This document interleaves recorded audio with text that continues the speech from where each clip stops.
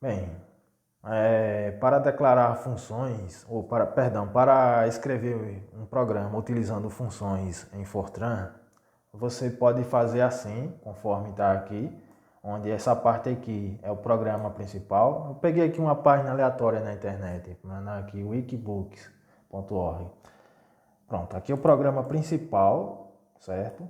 E aqui ele vai mostrar essa mensagem na tela e vai chamar uma função que tem o i, uma variável do tipo inteiro, como parâmetro da função, onde essa função está escrita aqui, logo acima. Então, aqui é só você copiar e colar esse código aqui em um arquivo do tipo F90. Vamos chamar aqui aula 10.f90, certo? Então é só você copiar isso aí e coloca lá dentro. Pronto. Você pode fazer assim, certo? E aí para compilar é só fazer, se você estiver usando o GFortran, aula 10.f, pronto. E o que ele faz é só mostrar na tela isso aí, certo? Pronto, então essa é uma forma de escrever uma função. Outra forma é você fazer desse tipo aqui, ó. Você, em vez de... Você vê que essa forma aqui, ela resulta o valor que você informa aqui nessa variável, entendeu? Ela retorna isso. Se a variável que está aqui dentro é do tipo inteiro, que é o caso aqui dessa, então ele vai retornar o último valor que J obteve dentro da função, que no caso aqui ele definiu uns valores para J com base nisso, potência de 2 e 3, né? Pronto. E outra forma de você escrever a função, assim, uma sintaxe um pouco diferente da linguagem, é você utilizar esse aqui, retorna e define o tipo aqui que essa função, ou seja, esse mesmo nome aqui, que tipo é que ela retorna. Se você definiu com tipo inteiro, então quando ele chegar nesse nome aqui, a função termina e retorna o valor da variável, que no caso que é a função aqui definida. Então são duas formas equivalentes, é só escritas de forma diferente. Eu gosto mais dessa aqui, é só por opinião, por gosto próprio mesmo. Então eu vou só explicar um programa que eu fiz, que eu vou fazer agora aqui, utilizando isso.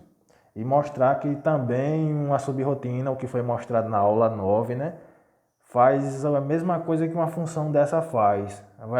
A depender de seu gosto, você pode fazer um programa muito grande sem precisar usar uma função assim e usar somente uma subrotina. Então eu vou fazer um programa que usa as duas ao mesmo tempo e dá para você comparar que você pode fazer ou de um jeito ou de outro. O certo é usar os dois e fica mais prático.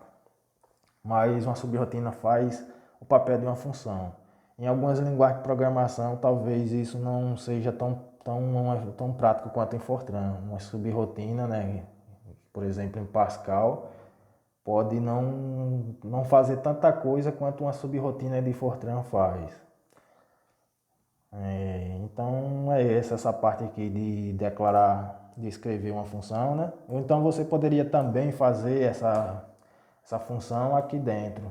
Você botaria contains e definiria aqui dentro, assim, e ajustaria aí as coisas, certo? Pronto. São formas equivalentes, você pode fazer fora. Você também pode escrever ela em arquivos separados, conforme eu expliquei na aula passada, nas aulas passadas. E pronto, aí eu vou fazer um exemplo de função que faz isso, né? Mas antes eu vou mostrar aqui o seguinte. Existem algumas funções que são da própria linguagem, entendeu? Você não precisa escrever porque elas, por exemplo, função que já existe da própria linguagem que calcula o valor absoluto do x, e aqui tem as definições, qual tipo, se x é real inteiro. Por exemplo, sqrt calcula a raiz quadrada de x, sendo esse x um número real, certo? E você, por exemplo, aqui, fazer aqui assim, program aula 10. Eu gosto de usar o implicit nome, sei que tem muita gente que odeia ver esse nome, mas eu vou colocar. que eu gosto é assim, eu só gosto de programar explicitando as variáveis, pronto. Então, quem não gostar, não posso fazer nada. Pronto. Então, o que é que essa variável, que essa função aqui? Vou pegar o exemplo só dessa aqui. O que é que ela faz? Ela retorna um número real, certo? Aí você pode escrever maiúsculo ou minúsculo. Você vê as funções que são da própria linguagem. Se você escrever aqui nesse bloco de notas chamada Pluma ou Gedit, ou eu acho que em qualquer bloco de notas que entende a linguagem Fortran, ele muda de cor, assim. Aqui ele fica um pouco esverdeado, azul, sei lá. Pronto. Então você pode imprimir na tela, isso. Você cria aqui, x é uma variável real, certo? X é real e y, por exemplo. E y igual a SQRT de x. E você define um x antes. A x igual a 64. Pronto. 64 D0. Pronto. Se x for 64, quanto é y? Aí o que é que essa função aí faz? Ou seja, uma função intrínseca da linguagem. Pronto. Y é parararará. Pronto. Blá blá blá blá blá blá. Aí ele vai fazer o quê? Pronto, já estamos no diretório, né? Vamos compilar de novo. Pronto, raiz quadrada de 64 é 8. Então é mais ou menos isso. Para as demais funções você faz a mesma coisa, desde que esteja colocando o tipo definido correto, real, real. O tipo que ela retorna aqui é real, no caso dessa. Pronto, essas aí são as funções intrínsecas. Tem outras aqui, por exemplo, essa daqui ela converte um número, né? Pega a parte inteira de um número real, né? Por exemplo, aqui, vamos utilizar ela só porque eu vou precisar dela mais tarde, aí já vou explicar. Por exemplo, eu tenho um número real, que é 64, vamos botar assim, não vou botar esse dele aqui não, vou botar assim, tarará, pronto. Vamos supor que tenhamos esse número fracionário aqui, né? Número real aqui, pronto. Aí eu vou pegar e dizer que y recebe a parte inteira de x. Então esse y tem que ser um número inteiro, certo? Parte inteira de x. X é real, mas essa função aqui, int, ele pega a parte inteira de x. Ou seja, esse número real aqui é 64, parará, pum, ele vai pegar 64, vamos ver.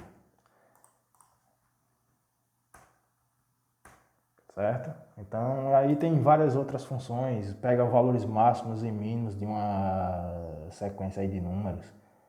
Tipo, se você definir uma variável x1, x2, x3, ele pega e verifica quem é o maior valor daquela sequência. E assim vai. Pronto.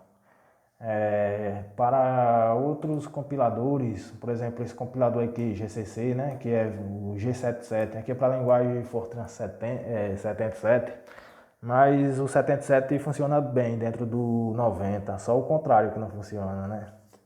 Mas essa aqui existem muitas funções já prontas que foram feitas na época do Fortran 77 que podem ser usadas dentro do Fortran 90 através e compiladas com o GFortran, certo? Que são funções bem interessantes. Tem uma lista enorme aqui de funções já prontas. Só você clicar em cima. Por exemplo, vou mostrar uma aqui, lengthin, deixa eu ver se eu acho no L. Pronto, essa. Essa função aqui, por exemplo, é para pegar e trabalhar um número string, um número string não, uma variável do tipo string, essas coisas assim. Saber o tamanho da variável string, lengthin, pronto, essa aqui. Eu queria era essa aqui, por exemplo. Você define uma variável do tipo caracteres e depois você chama essa função e ela retorna um número inteiro em que esse número é o tamanho da variável, me parece que é isso. É só você testar aí, vai sair testando essas funções aí. Ou seja, existe uma variedade já... Eita, abri sem querer aqui. Existe uma variedade de funções já prontas, certo? Eu cliquei sem querer aqui nessa barrinha, pronto. Então, é mais ou menos isso, algumas funções. Existem outras, por exemplo, se eu quiser gerar um número aleatório em Fortran, como é que eu faço? Aí existem várias formas dentro da linguagem aí de fazer geração de números aleatórios. Existem funções já da própria linguagem que faz isso, por exemplo, essa hand gera número aleatório no intervalo de 0 e 1. E existem subrotinas padrão da linguagem, por exemplo, essa SRAM que faz isso. E em muitos casos, alguns geradores podem não ser eficientes para o seu problema que você quer simular. Por exemplo, o que é que isso aqui faz? Vamos copiar esse código aqui. Eu não queria apagar isso aqui não, mas vamos fazer assim. Perdão. Vou aumentar aqui, que eu vou digitar mais tarde. Fazer assim, ó. O que é que isso faz? Isso aqui ele gerou o número aleatório entre 0 e 1, tá vendo? O primeiro, o segundo número foi diferente do primeiro, o terceiro já foi diferente dos outros dois, o quarto já foi diferente dos outros dois, mas quando você chama de novo aqui, ele repetiu, né? Aqui, então você tem que fazer algumas coisas a mais aí para poder evitar esse tipo de coisa, certo? E caso você precisasse de um número aleatório entre 0 e 1, essas coisas assim. Beleza, então deixa eu apagar. Eu vou explicar um outro gerador aqui que eu gosto de usar muito e ele é bem prático para fazer simulações bem mais que exigem um gerador muito bom, que seja totalmente aleatório. Pode ser que alguns geradores ele comece a repetir valores a partir de um certo número de tentativas, ou seja um gerador que tem um período pequeno, alguma coisa do tipo. Não vou entrar em detalhes, mas que pode não ser eficiente. Aqui tem outras formas também, outras subrotinas que da linguagem que pode gerar números aleatórios e assim vai. Então deixa eu fechar essas partes aqui. Vamos deixar essas aí. Pronto. Então que gerador é esse meu que eu uso? Esse aqui é um gerador já que é escrito em Fortran 77, né? Aqui tem as descrições dele, eu já uso há bastante tempo, onde eu tenho aqui uma função, ranf, que ela é quem gera esse número aleatório no intervalo de 0 e 1, já foi processado aí há muitos anos atrás por outras pessoas. Aqui tem as descrições dele, por exemplo, ele tem 108 linhas, aqui, por exemplo, da linha 1 até a 35, tem isso aqui, o que é escrito é isso. Da 35 até a 68 tem isso, da 67 até as 90 perdão, até a 95 tem isso, e agora da 95 até o final tem isso. Então ele é composto aqui, esse gerador, esse arquivo do tipo Fortran 77. Veja que você não pode pegar e copiar esse código aqui e colocar como .f90, tem que ser .f. O .f77 talvez. Eu boto .f, que é referente a códigos que está escrito na sintaxe do Fortran 77, certo? Então eu uso esse gerador ranf, ou seja, uma função que me retorna um número aleatório entre 0 e 1. E é um gerador muito bom, muito bem testado, já bastante analisado. Pronto. E aqui ele usa subrotinas e funções que estão declaradas aqui abaixo, ou seja, essa ranf inicia aqui e termina aqui. E aqui abaixo são só outras funções e subrotinas que ela vai precisar que está aqui. Então você vê que de uma subrotina você pode chamar outra subrotina e dentro da subrotina chamar a função e assim vai, ou seja, você quem manda, beleza? Pronto, então eu vou sair daqui e vou usar ele, certo? Aí, perdão. Vamos lá então fazer como é que eu vou chamar e mandar ele gerar esse número. Pronto, eu posso fazer assim. Como esse ranf é um arquivo externo a esse arquivo atual, aula 10.f90, então eu posso fazer assim. Ela é uma função que retorna um número real, né? Então de dupla precisão, que eu posso escrever real estrela 8 ou colocar assim. Como ela é uma função que está em um arquivo externo a esse arquivo aqui, externo ao programa, então eu tenho que colocar assim, external ranf. Para subrrotinas não é necessário fazer esse externo, mas para uma função, sim. Lá o nome dela é Ranf, né? Ranf, tá? Sim, maiúsculo. Mas em Fortran tanto faz, você escrever maiúsculo ou minúsculo, pronto. Aqui é o nome da função que eu vou precisar, que ela está aqui, certo? É essa função aqui. Eu boto só o nome, não precisa os parênteses não. Boto o nome, ele já entende. E aí faz o seguinte. Fecha, pronto. Defino isso. Eu vou precisar também de um número inteiro que é a semente para o gerador, certo? É uma seed, semente. Pode ser qualquer nome. Eu vou chamar seed, semente. E eu preciso definir o seguinte. Eu vou chamar uma subrrotina padrão da linguagem do Fortran, que é System Clock. E coloco a semente dentro.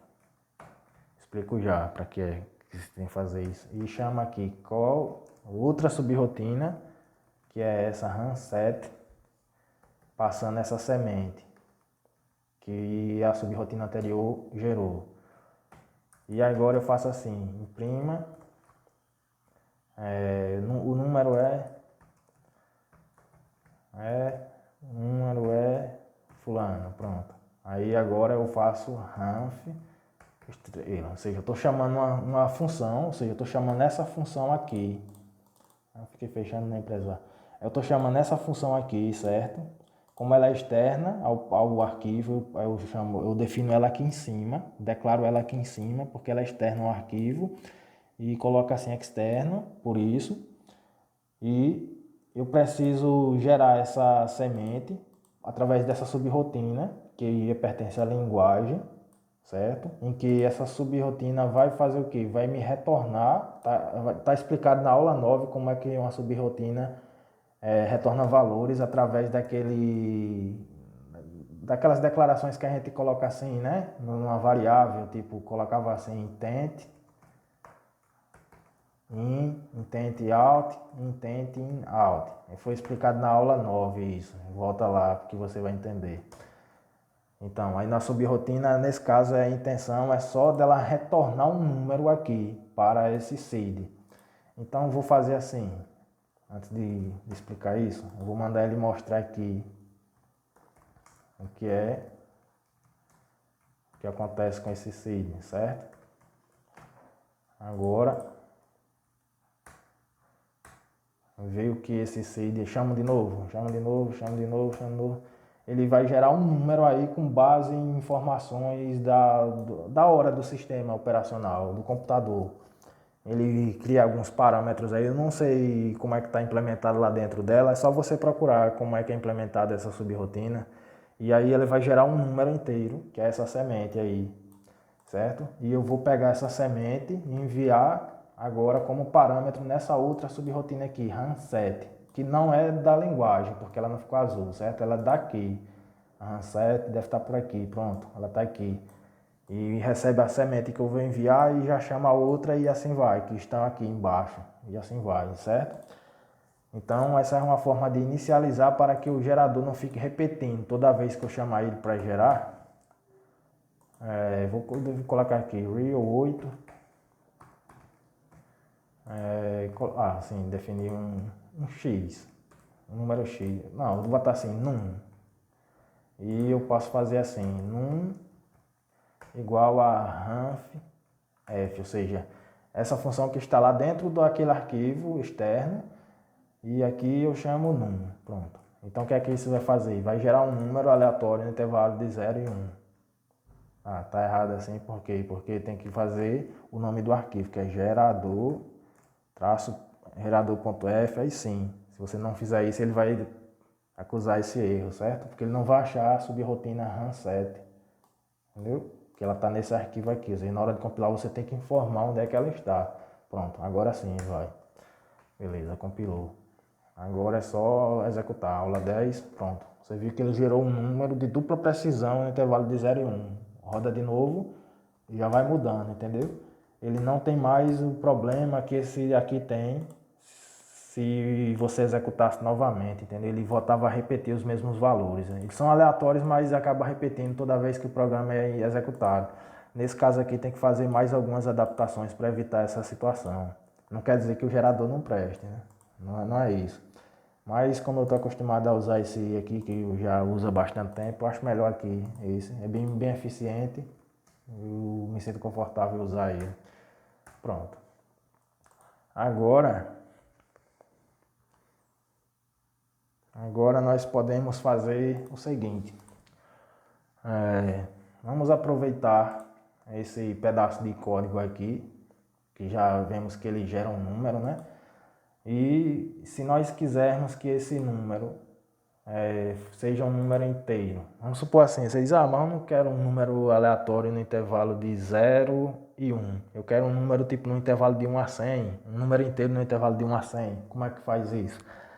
Se você já tem um número no intervalo de 0 e 1, é fácil você adaptar. Por exemplo, se você definisse uma variável aqui, aux, por exemplo, um auxiliar, uma variável qualquer aí, chama n, e você já gerou esse número aí, então você pode fazer assim, n, que é um número inteiro, você pode utilizar aquela função int, que faz o quê? Que pega a parte inteira desse número. Se você fizer isso, ele vai dar 0, né? Porque a parte inteira é essa função aqui que eu estou falando. Aqui, certo? Estou usando essa função aqui, que vai pegar um número real e pegar só a parte inteira dele. Mas se eu pegar e eu quero no intervalo de quanto a quanto? De 1 a 100. Eu pego e boto 100 aqui vezes o número que vai ser gerado no intervalo de 0 a 1, que é esse ranf. E mais 1, por exemplo. Se eu fizer isso e mandar imprimir n, agora ele vai estar um número aleatório no intervalo de 0 a 100. Então, tanto faz, cancela, rodar de novo. Viu só? Se eu quiser no intervalo de 1 a 5, você bota 5 e deixa 1 aqui, certo? Aqui é o valor mínimo e aqui é o valor máximo do intervalo. Pronto. Agora vamos ver. Pela quantidade de vezes que eu já chamei, não saiu maior que 5, tá vendo? Está no intervalo de 1 a 5. E assim vai. Pronto, no intervalo de 1 a 25. Como é que faz? Pode ser o 1, que é o mínimo, e pode ser 25. Compila de novo. 2, 4. Pronto. Então, você já sabe que se você quiser gerar os números, por exemplo, lá, da Loto Fácil, no intervalo de 1 a 25, você quer gerar um jogo da Loto, Pronto, então só para finalizar esse programa, para finalizar essa aula, vamos fazer um programa que gera um jogo da Loto Fácil, por exemplo. Gera os 15 números, que cada número está no intervalo de 1 a 25. Como é que faz isso utilizando a função? Pronto, para botar em prática a diferença entre subrrotina e função, vê agora na cabeça assim, vamos fazer agora aqui, vamos ver se sai. Se não sair, não posso fazer nada. Pronto. Então, nós podemos fazer o quê? Nós podemos criar uma subrrotina nossa aqui. Então, vamos botar contains. Aqui nós vamos declarar uma subroutine, certo? Que vai fazer o quê? Vamos fazer ela gerar jogo. Vou chamar ela assim de gera um jogo. E ela vai enviar alguma coisa como parâmetro, por exemplo, sei lá, uma matriz. Então vamos definir uma matriz aqui que ela vai enviar como parâmetro. Então vamos definir aqui, vamos apagar isso, vamos botar assim, uma matriz do tipo inteiro. Aí, como é uma matriz, eu coloco aqui a dimensão dela. Uma matriz não, um vetor, né? Que é um vetor dimension, faltou um N aqui. Um vetor de 1 a 15, chamado, sei lá, jogo gerado. Vou chamar assim. Pronto. Eu quero um jogo gerado. Ele tem 15 bolas, né? Vai de 1 a 15. Um jogo da Loto Fácil, né? Composto por 15 números, no intervalo de 1 a 25. Então, vamos fazer isso e enviar essa variável aqui vetor como parâmetro para a subrrotina. E eu quero que a subrrotina me retorne, perdão, aqui na verdade eu tenho que chamar ela antes. Eu chamo a subrrotina assim. E aqui eu boto um nome diferente, sei lá. Sempre inicia uma subrrotina, termina ela, end subroutine.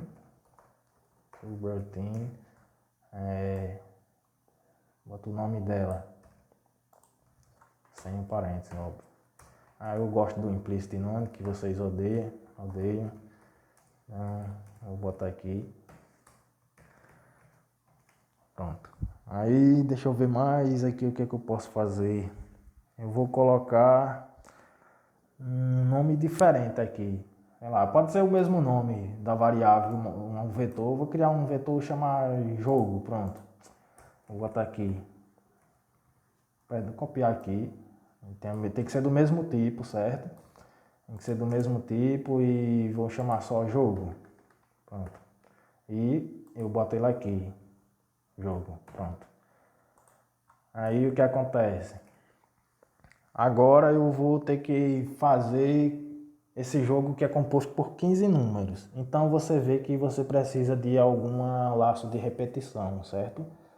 Você precisa de um laço de repetição. Então, para fazer um laço de repetição, a gente vai precisar de aí pelo menos uma variável do tipo inteiro para rotular essa posição do vetor. Então vamos chamar um J aí. Então, podemos fazer de muitas formas um laço de repetição. Vamos utilizar o quê?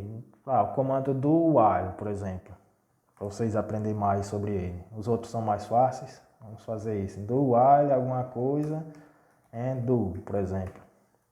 Aí, você bota assim, o J vai variar de quanto a quanto? De 1 até 15, né? Então, você bota aqui e bota assim, J igual a J mais 1.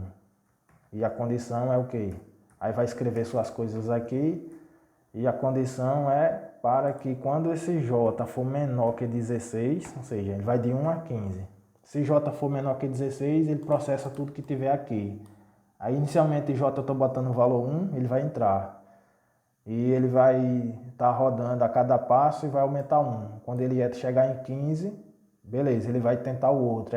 Aí como ele é menor que 16, aí ele vai ser igual a 16, aí ele não faz mais. Então, o que isso aqui vai fazer? Isso aqui vai fazer o seguinte. Mandar ele imprimir J, para você ver o que é que está acontecendo. Certo? E pronto. Acho que não tem problema não ter enviado sem estar inicializado, porque eu também não estou alterando nada aqui. Beleza. Vamos ver se compila.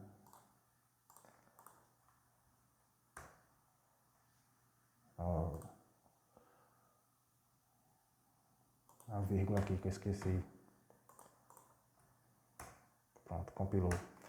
Aí você vê que realmente o J vai contar de 1 a 15, pronto. Então já temos uma parte do problema, que é um índice que varia de 1 a 15. Agora nós podemos fazer o quê? Gerar um número aleatório, vai precisar de uma variável inteira, né? Um número aleatório no intervalo de 1 e 5. Podemos utilizar aquele, sei lá, aux, n, certo?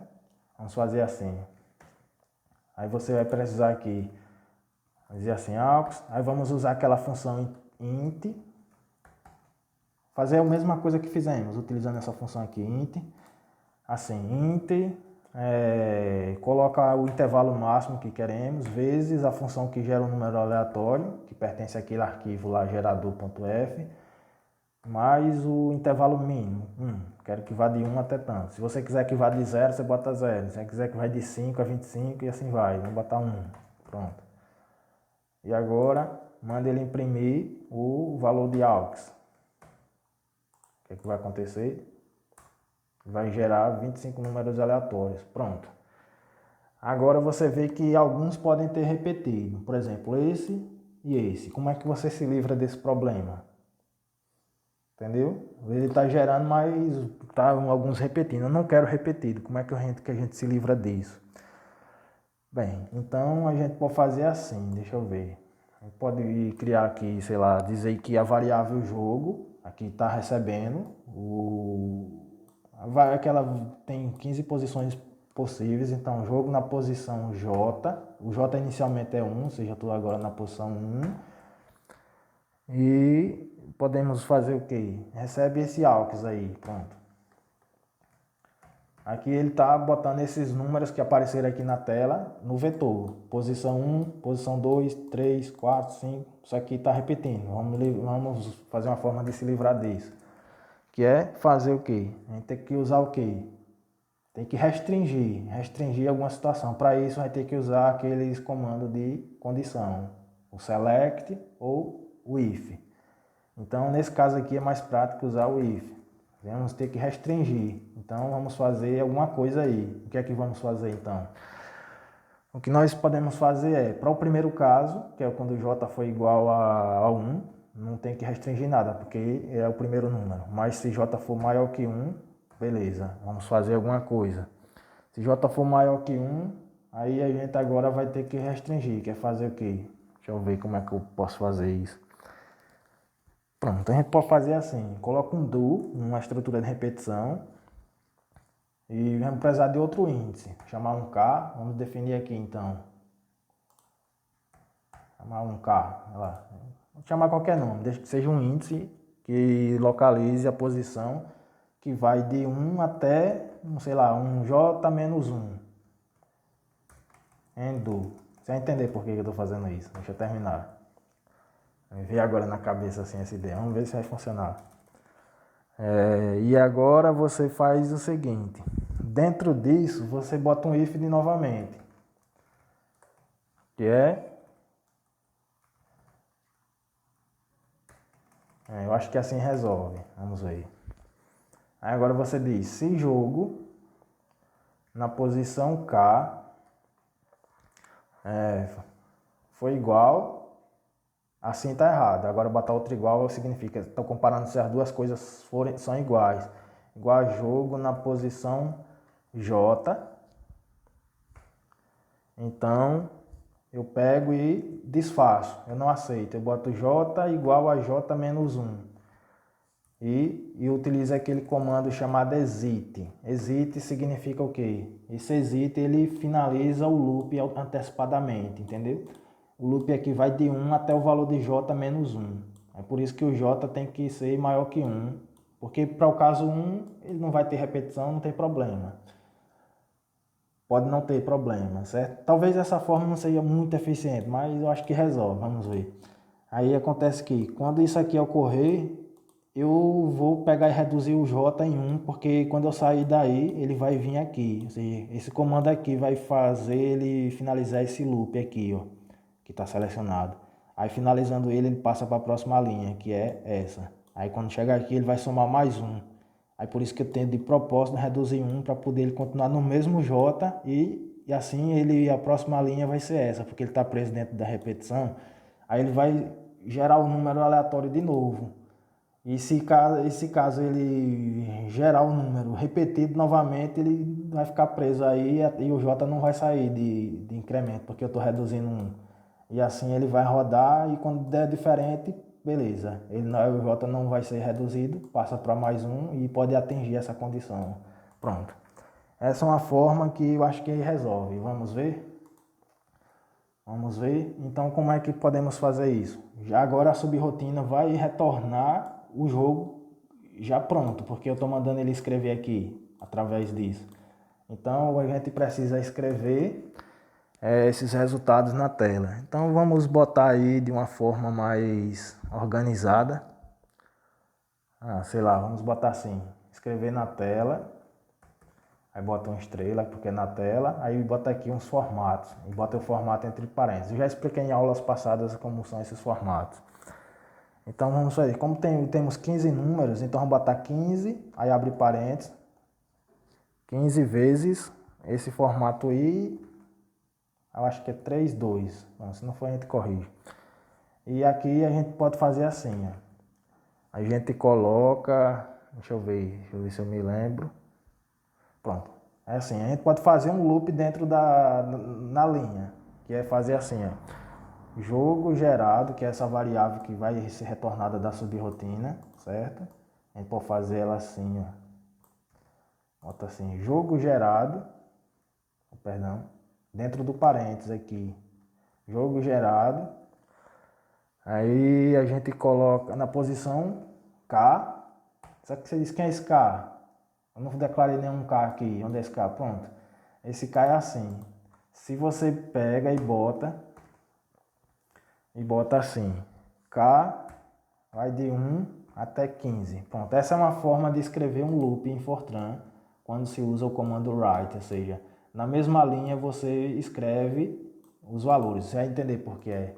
Ele, em vez de ficar assim, ele vai escrever tudo isso na mesma linha, entendeu? 15 vezes. Porque eu estou botando aqui K de 1 até 15. E aqui o K é o índice do loop que eu estou definindo aqui. É uma forma dele fazer. Vamos ver se é assim. Se eu não estou esquecido, é isso. Deixa eu ver que erro tem. Vamos ver aqui.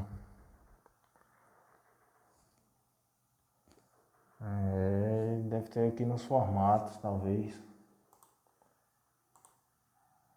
Deixa eu ver aqui.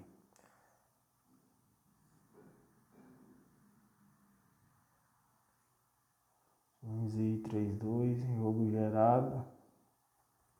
Eu tenho que estar certo.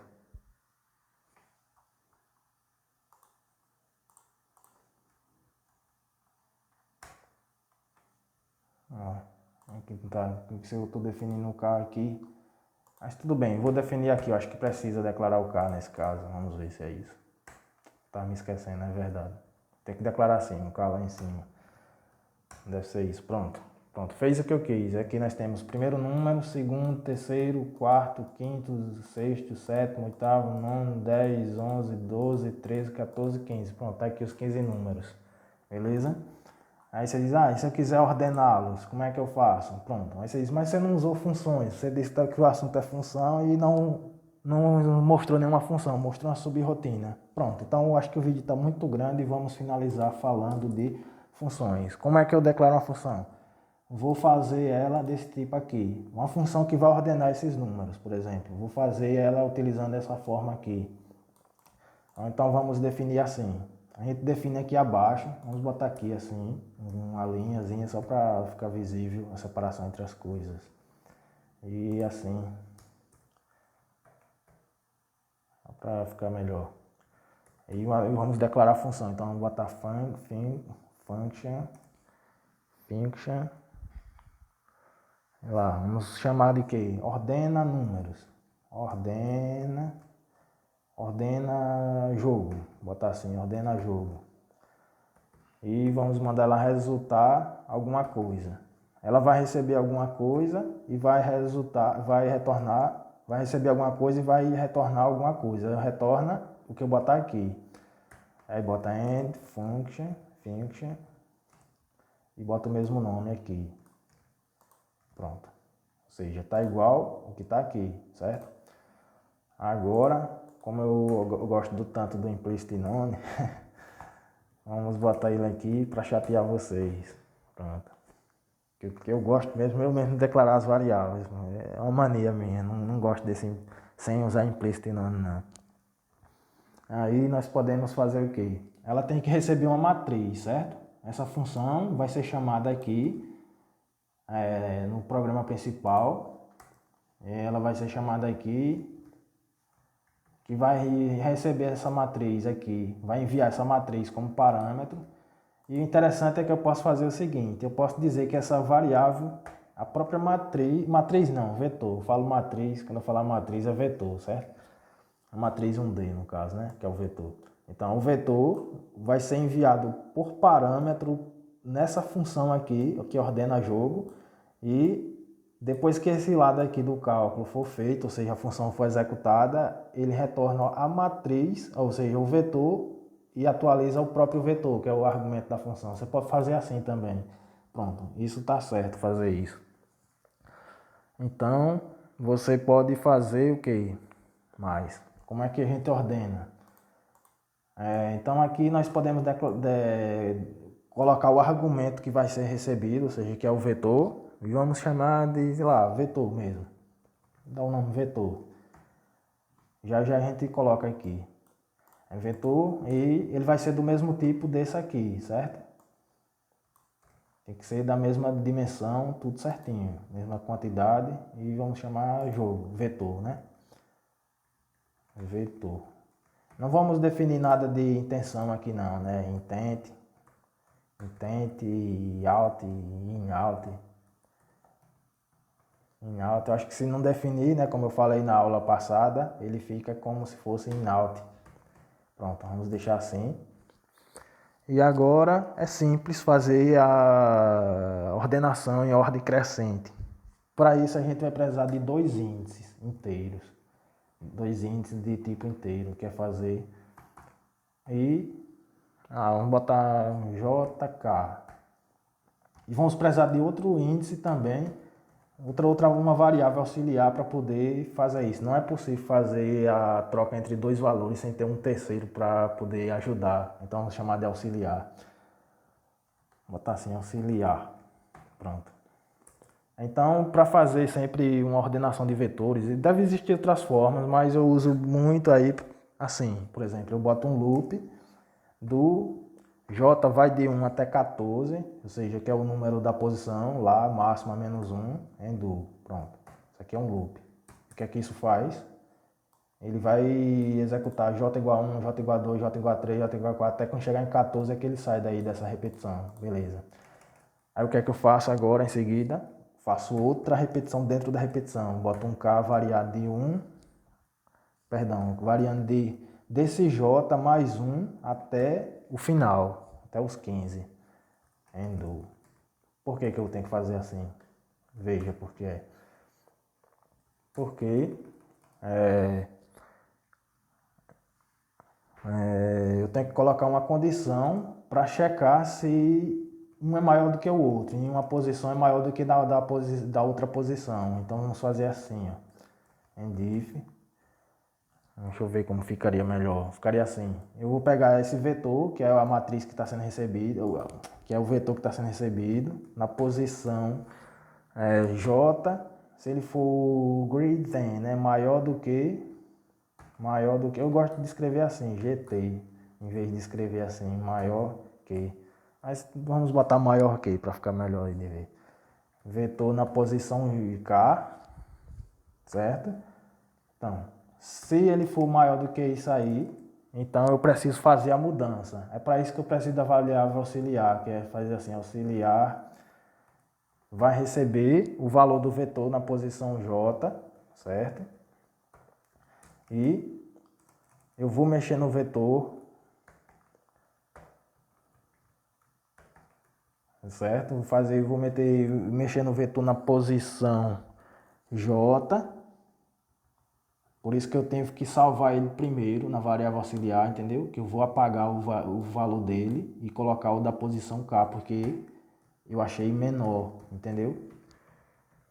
O valor da posição é menor. Então, eu estou ordenando em ordem crescente, eu faço isso. E agora eu volto a devolver o valor da seguinte forma.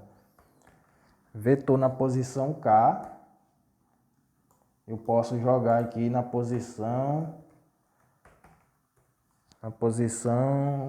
aqui não, assim não. No auxiliar, o valor da variável auxiliar. Pronto, veja que resolve, tá vendo?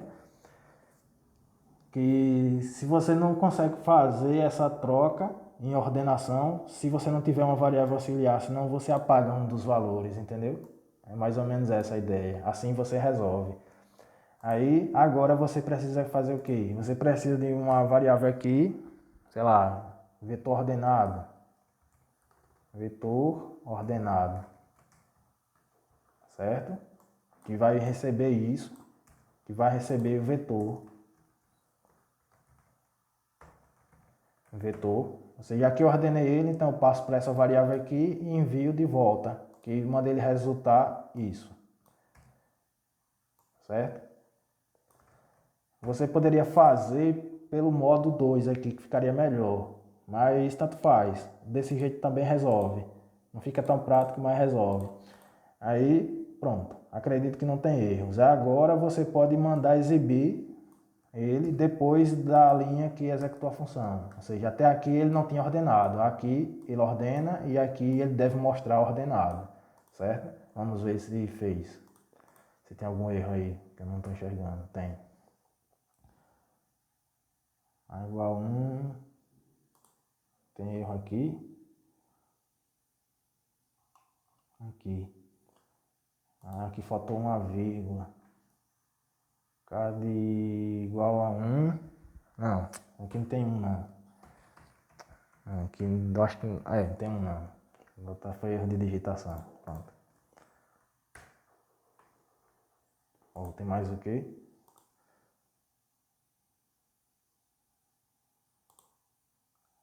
Deixa eu ver aqui. Fiquei meio cego agora.